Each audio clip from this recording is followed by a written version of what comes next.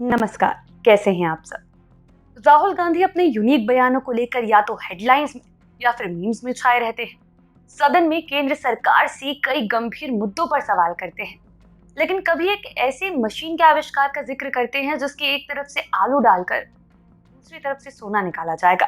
खैर, अपने बयानों के लिए तो वो जाने ही जाते हैं, लेकिन अपने ही एक बयान की वजह से इन दिनों उनके साथ कुछ बड़ा हो गया। राहुल गांधी के एक बयान की वजह से उनकी लोकसभा सदस्यता को खत्म कर दिया गया। इस मामले ने कई बड़े सवाल सामने लाकर खड़े कर दिए कि क्या अब नेताओं को अपना एक एक बयान ऑपोजिशन पार्टी के लीडर्स के मन के हिसाब से सेट करना होगा। अगर राहुल गांधी 2024 में होने वाले जनरल इलेक्शंस में नहीं उतरेंगे, तो फिर इस जनरल इलेक्शन में कांग्रेस पार्टी को कौन लीड करेगा? एक बयान को लेकर क्या किसी का पॉलिटिकल करियर खत्म हो सकता है, ये एक बात भी बहुत ज्यादा तेज हो रही है। लेकिन एक और बड़ी चिंता की बात है कि क्या ये सेंसरशिप जैसा कुछ नहीं है? एंड हाँ, इफ नॉट राहुल गांधी तो ऑपोजिशन को आखिरकार लीड कौन करेगा? खैर, देखा जाए तो राहुल गांधी की सदस्यता अपने बयान में सिर्फ और सिर्फ एक सरनेम का इस्तेमाल करने की वजह से गई। एक बार पहले आप ये बयान भी सुन लीजिए जो कि नेशनल डिबेट का टॉपिक बन गया था। एक छोटा सा सवाल, इन सब के नाम, इन सब चोरों के नाम मोदी मोदी मोदी कैसे हैं? नीरव मोदी, ललित मोदी, नरेंद्र मोदी, और अभी थोड़ा ढूंढेंगे तो और बहुत सारे मोदी निकलेंगे। सुना आपने? कैसा लगा? अच्छा, ये बताइए, पॉलिटिकल करियर खत्म करने लायक था क्या? कमेंट सेक्शन में ये जरूर बताइए, बिकॉज इट्स रियली इंपॉर्टेंट। अब सुनिए कि नेताओं की जो चुनावी रैली होती है उसके दौरान भाषण देते वक्त दूसरे नेताओं पर कोई कमेंट करना, कटाक्ष करना, ये कोई नई बात नहीं है। लेकिन ऐसे ही किसी बयान की वजह से सदस्यता चले जाना, ये मामला कुछ अलग हो गया। कांग्रेस पार्टी के नेताओं का कहना है कि संसद में राहुल गांधी ने गौतम अडानी से जुड़े कुछ सवाल उठाए थे, जिसे लेकर बीजेपी ने उन्हें संसद से बाहर करने का उपाय निकाल लिया कि भैया ये सवाल जो है वो अंदर तो नहीं पूछे जाने चाहिए। पार्लियामेंट हाउस में मैंने नरेंद्र मोदी जी और अडानी जी के रिश्ते के बारे में सच्चाई बोली। हिंदुस्तान के धन को किस प्रकार लूटा जा रहा है, यह सच्चाई पार्लियामेंट के रिकॉर्ड से मिटा दी गई। और इस तरीके के रिएक्शन शायद इसलिए भी आए क्योंकि जिस दिन सूरत कोर्ट ने राहुल गांधी को सजा सुनाई, उसके अगले ही दिन नोटिफिकेशन जारी कर दी गई ये इन्फॉर्म करने के लिए कि राहुल गांधी की सदस्यता रद्द कर दी गई है। यानी कि बेल के लिए फाइल करने का मौका भी नहीं मिला। स्पीड देख रहे हैं? अब सवाल ये आता है कि इसका पॉलिटिकल इम्पैक्ट क्या है। बहुत सिंपल भाषा में अगर समझा जाए तो आज की तारीख में इंडिया में पॉलिटिकल लीडर्स तो बहुत सारे हैं, लेकिन प्राइम मिनिस्टर कैंडिडेट के मामले में अगर दिमाग लगाया जाए तो फिर ऐसे में गिने चुने नाम ही हैं जो आपके दिमाग में आएंगे। और स्पेशली पीएम की सीट की लड़ाई पर अगर बात करेंगे तो वहां पर बीजेपी और कांग्रेस, इन्हें छोड़कर अभी तक तो कोई तीसरा ऑप्शन किसी के दिमाग में नहीं आता है। और कांग्रेस का नाम आते ही दिमाग में सीधे सीधे गांधी फैमिली ही आती है। कांग्रेस पर परिवारवाद यानी कि पॉलिटिकल नेपोटिज्म के आरोप कई बार लगे हैं और पार्टी ने इस इमेज को बदलने के लिए इस बार के जो पार्टी प्रेसिडेंशियल इलेक्शंस हुए थे उस दौर से गांधी फैमिली को बिल्कुल अलग रखा और मल्लिकार्जुन खड़गे ये पार्टी के प्रेसिडेंट बन गए। यहाँ आपको ये मालूम होना चाहिए कि 24 साल में पहली बार एक नॉन गांधी को ये पोस्ट मिली है। कांग्रेस के कई सीनियर मेंबर्स इस बात से नाराज होकर पार्टी छोड़ चुके हैं कि जब से राहुल गांधी के हाथ में पार्टी की भागदौड़ दी गई, तब से सीनियर लीडर्स को पार्टी में ना के बराबर तवज्जो दी जाने लगी। बातें सिर्फ उनकी ही सुनी जा रही थी जो कि राहुल गांधी की हाँ में हाँ मिलाते थे।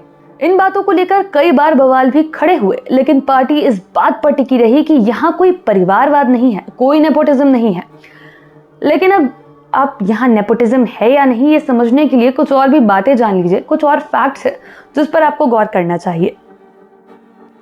राहुल गांधी साल 2004 में एक्टिव पॉलिटिक्स का हिस्सा बने। साल 2013 में उन्हें कांग्रेस का वाइस प्रेसिडेंट बना दिया गया। सोचिए, 10 साल से भी कम के पॉलिटिकल करियर में इतनी बड़ी जिम्मेदारी। But that's not all. 2014 के जनरल इलेक्शंस के दौरान राहुल गांधी ने कांग्रेस के पॉलिटिकल कैंपेन को लीड किया था और उस साल पार्टी को अपनी सबसे शर्मनाक हार का सामना करना पड़ा। 2009 में कांग्रेस ने 209 सीट जीती थी, लेकिन 2014 में पार्टी 50 सीटें भी नहीं जीत पाई। सिर्फ 44 सीट्स तक ही पार्टी को विक्ट्री मिली। लेकिन क्या इस हार के बाद कांग्रेस ने किसी और नेता को मौका दिया? क्या आपने कांग्रेस में किसी और नॉन गांधी लीडर का नाम सुना? या फिर 2019 में कोई और इस जिम्मेदारी को उठाए, इस बारे में भी पार्टी ने सोचा?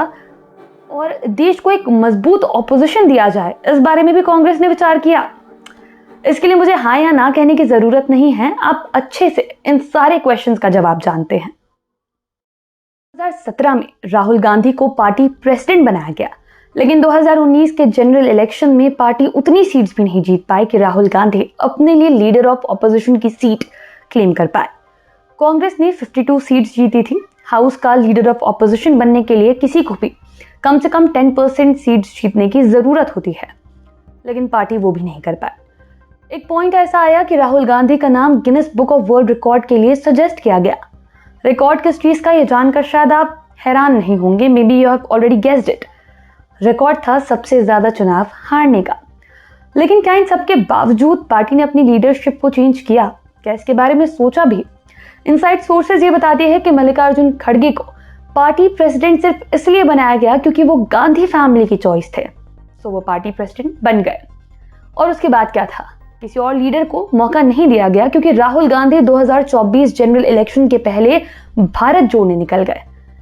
अब भारत तो जुड़ गया, लेकिन राहुल गांधी चुनाव लड़ने के लिए अभी एलिजिबल ही नहीं है क्योंकि सदस्यता तो चली गई। और अब जहां तक लीडर ऑफ ऑपोजिशन की बात है, तो इस बार अलग अलग स्टेट की रीजनल पार्टीज भी कांग्रेस के साथ मिलकर एक यूनाइटेड फ्रंट बनाने को लेकर बात कर रही है, बिकॉज सब कहीं ना कहीं रियलाइज कर रहे हैं कि बीजेपी को अकेले हराना शायद पॉसिबल नहीं है। एक नए अलायंस का लीडर कौन होगा, इसे लेकर अभी तक कहीं से कोई कमेंट नहीं आया है, क्योंकि लीडर्स का कहना है कि बीजेपी को हराना सिर्फ और सिर्फ यही हमारा प्राइम फोकस है। लेकिन अभी हमने जो कांग्रेस में राहुल गांधी के सफर की ब्रीफ हिस्ट्री आपके साथ डिस्कस की, उससे आप गेस कर सकते हैं कि कांग्रेस कुर्सी पर किसी और को बिठाने में कितनी ज्यादा इंटरेस्टेड है, क्योंकि जब अपने ही पार्टी में किसी और लीडर को मौका नहीं दिया जाता है तो किसी और पार्टी के लीडर को मौका देना, खैर।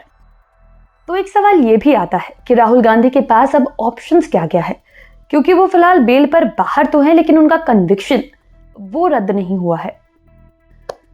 अगर इनकी सजा खत्म नहीं होती है तो 2024 छोड़िए, राहुल गांधी 2029 तक चुनाव नहीं लड़ पाएंगे, क्योंकि जो सजा उन्हें सुनाई गई है उसके तहत 2 साल की जेल और उसके बाद 6 साल तक वो चुनाव नहीं लड़ सकते। इसके अलावा एक और चीज है कि अगर सूरत कोर्ट का जो मामला है वो सलट भी जाता है, सब कुछ ठीक तरीके से खत्म भी हो जाता है, उसके बाद भी उनकी प्रॉब्लम्स खत्म नहीं होगी, क्योंकि कई और ऐसे स्टेट्स हैं जहां पर राहुल गांधी के खिलाफ इसी बयान को लेकर इसी तरीके के मामले दर्ज हैं, यानी कि इस तरीके का कन्विक्शन कहीं से भी आ सकता है। और हाल अब कुछ दलदल वाला हो गया है कि जितना ये बाहर आने की कोशिश करेंगे शायद उतने ही अंदर घुसते चले जाएंगे। इस पूरी कहानी में एक बड़ा सवाल ये भी है कि क्या एक्चुअली हमारी जो केंद्र सरकार है वो अपनी सहूलियत के हिसाब से ऑपोजिशन के खिलाफ इस तरीके के टैक्टिक्स का इस्तेमाल करती है कि जो भी उनके खिलाफ कुछ बोले उसे अलग तरीके से शट कर दिया जाए। इसका जवाब किसी और वीडियो में ढूंढेंगे और वो भी आपको देखनी है। लेकिन फिलहाल आप मुझे कमेंट्स में ये बताइए कि आपके अकॉर्डिंग अगर राहुल गांधी नहीं तो फिर ऑपोजिशन को कौन लीड कर सकता है। और अगर वीडियो पसंद आई तो लाइक करें, शेयर करें, चैनल पर अगर पहली बार आए हैं तो सब्सक्राइब करें और बेल आइकन दबाना ना भूलें। धन्यवाद।